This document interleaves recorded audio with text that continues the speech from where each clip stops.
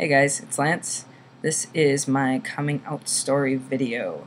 I decided to actually do this video because I had originally been planning on just doing testosterone updates, but I've found that I talk about my past a lot in some of my videos, so I thought it would be good for everyone to kind of know my backstory.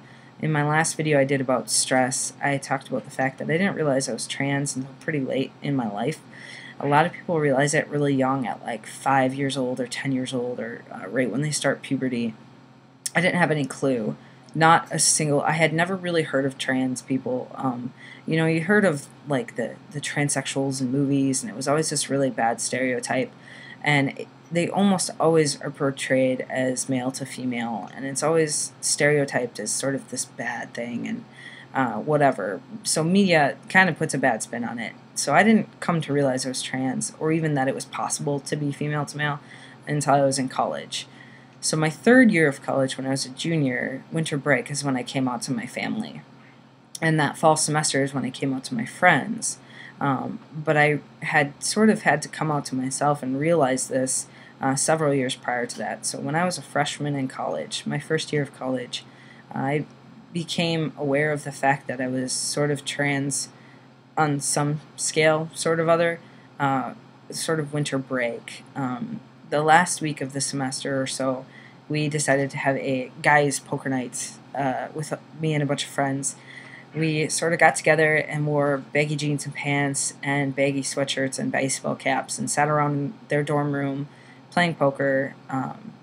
And we were having a great time. I remember it was a really great night, and I suck at poker, so I was losing and didn't really care because we were just sort of hanging out and having fun.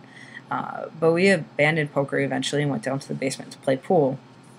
And there's a laundry room in the basement in that dorm, and all the lights were off, so the windows sort of made these mirrors. And we're playing pool and we're just hanging out. And I sort of turned around and caught my reflection in the mirror. And I'm wearing this little red baseball cap, which is saying something because I have a tiny head, so I can never wear hats. But I was wearing this little red one, and I was wearing a red sweatshirt. And I look in the mirror and I was like, God, I kind of look like a little boy that's playing Little League. Like, I looked like I was on a baseball team, and I was a little kid. And it kind of made me pause, and I sort of looked a little closer at my reflection. I was like, I really do look like a little boy. And at that point, I had chopped my hair to about this length again. And so I'm looking in the mirror going, I look like a little boy. And I was really confused, and it kind of hit me, and my entire body sort of went cold, and I was like, I've looked like a little boy my entire life. And it started to things started to click together why, when I looked in the mirror, things didn't quite look right, why I never really felt like I had gone through puberty.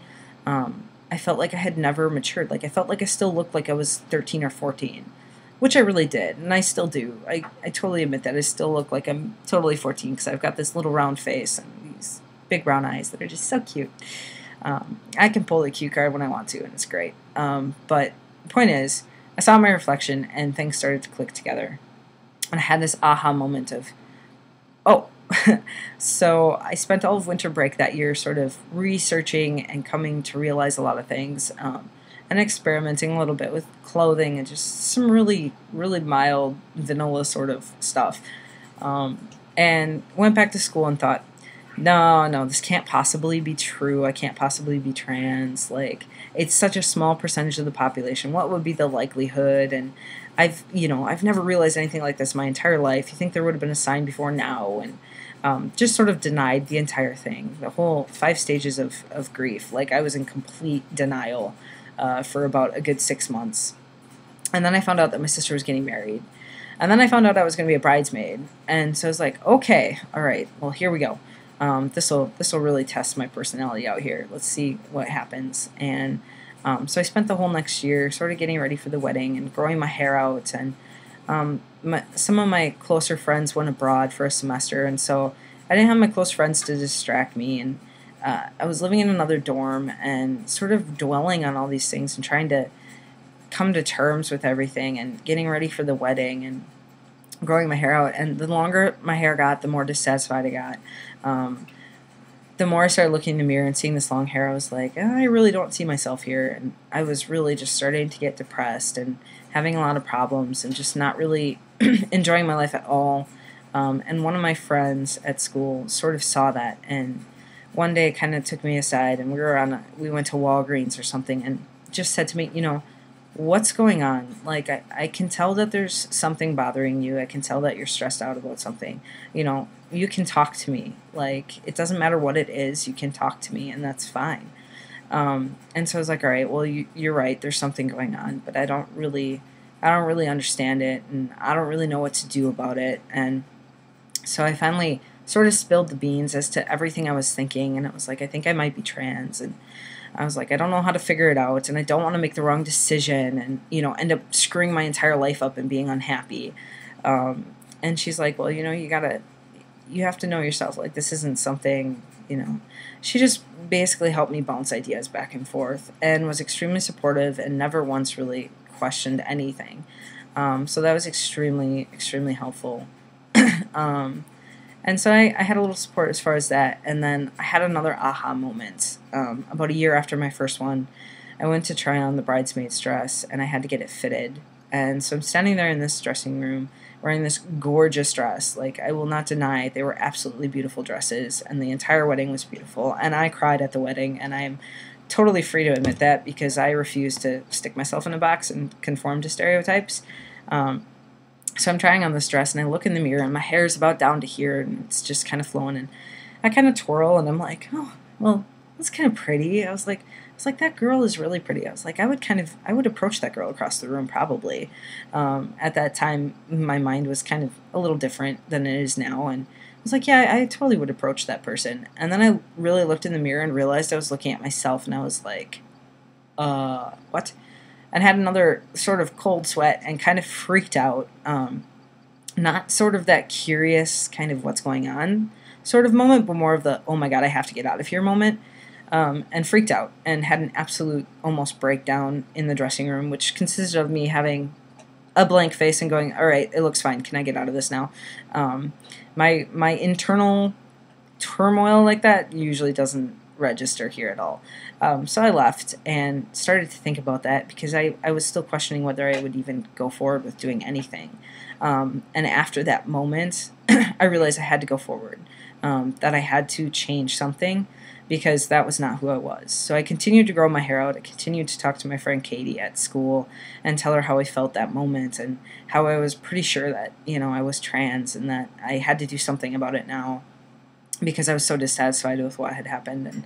And the wedding was gorgeous, and I made it through the wedding, and I had vowed I would never wear a dress after that again. And then I started my process of how was I going to come out? Like, how was I going to tell everyone, oh, you just saw me in this wedding, and I was beautiful, and I had curly hair, and I had this gorgeous dress on, and by the way, I'm never going to wear a dress again, and if I'm in a wedding again, it's going to be a tux. It's kind of hard to wrap your head around how you're going to say that to people. So for the remainder of that year until my third year of school, I sort of was trying to think about how I was going to come out with that, what I was going to do, how I was going to afford everything. I came out to my friends when we moved into our new house. I had a spaghetti dinner, and we had about 12 people there. And we're all sitting there playing Guitar Hero, and I sort of called everyone together, and I shut off the TV, and some friends were upstairs, and I was like, you need to come down right now. And they're like, why? And I was like, just come down here. And I was like shouting at everyone, and I sort of gathered them all, and I stood there all awkward, and they're kind of staring at me like, what's going on? And I was just like, so I've come to the realization, and I don't even remember what I said, but I just basically said, like, I'm trans, and I'm going to change my name to Lance, and the next few years is going to be a little weird, and I'm going to change a little bit. And at the time, I had thought things were going to move a little faster than they really did. So everyone just kind of stared at me quietly, and one person, they're like, okay, well, I'm glad you told us. And everybody gave me a hug, and it was all fine. And later, people were like, we weren't really all that shocked. Like, most of my friends in school kind of weren't shocked by it at all. They're sort of like, we kind of already understood that. So I was very thankful for that. And then I came out to my family, and I don't know what really their thinking in their head was. It was a little bit quiet, and we sort of had some odd conversations and kind of went from there. But I've never encountered any resistance, and it's never been a problem for me. And if I hadn't had those two aha moments, I think I still would have ended up where I am now. But those two moments helped me really solidify who I am. And I feel like my personality is now starting to come out more. The further along I go, I feel like I'm far more comfortable with who I am. And I don't regret at all that I came out. And I don't regret the situations that led me to those aha moments. And I don't regret the fact that I was in a wedding that was gorgeous and beautiful and I cried, because it was a great, great experience. And no, I will never wear a dress in a wedding again, and I'll never be a bridesmaid again, but who knows, maybe I'll be somebody's best man next time. You really don't know what the future holds, and I will never deny my past because it's a huge part of who I am, and it's led me to where I am. And I'm very thankful for all the support I've had all the way along on this very long road. And it's going to continue to be a long road, and I know I will continue to have excellent support from my family and friends. So I want to give a special thank you to Katie, who helped me sort of realize who I was, and my roommates that have all been extremely supportive of me all the way along the way, and all the people that have just sort of held me up and listened to me whine and complain, and all the way along the way. So everybody who supported me, a big thank you. And I haven't really worried about people who haven't supported me, because they are just who they are, and I don't even know who they are. So they can glare at me all they want. I don't care, because I have great support and I know who I am. So for all of you out there who are just in the process of coming out, or who are still questioning things, everything comes in its own time, and it's the most important thing is to be true to who you are and really look inside yourself, because nobody can tell you what your real path is and where you really belong. But always be true to yourself, and it'll take you where you need to go. All right. I'll give you guys all an update in a few weeks, and thanks for watching.